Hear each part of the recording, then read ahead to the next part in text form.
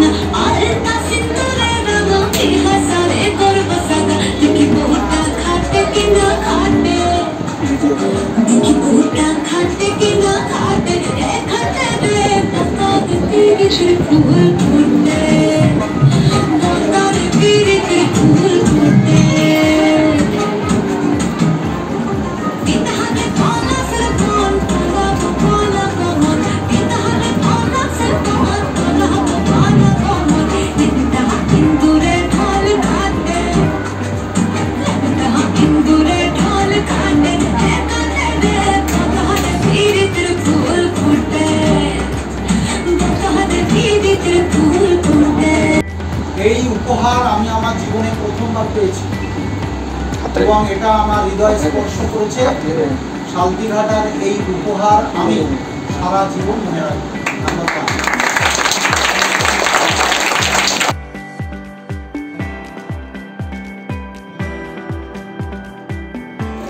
অনেক ছোট নাম কি?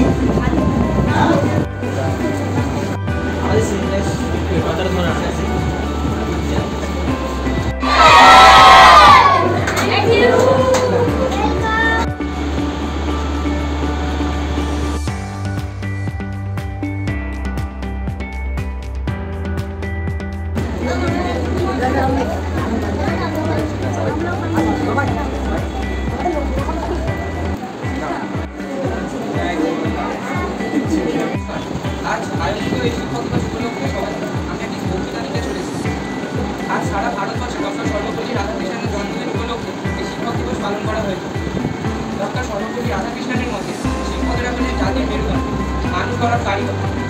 শিক্ষকেরা শিক্ষার্থীদের যথাযথভাবে শিক্ষা প্রদান করেন এবং তাদের সম্মান সম প্রতিপালন করেন।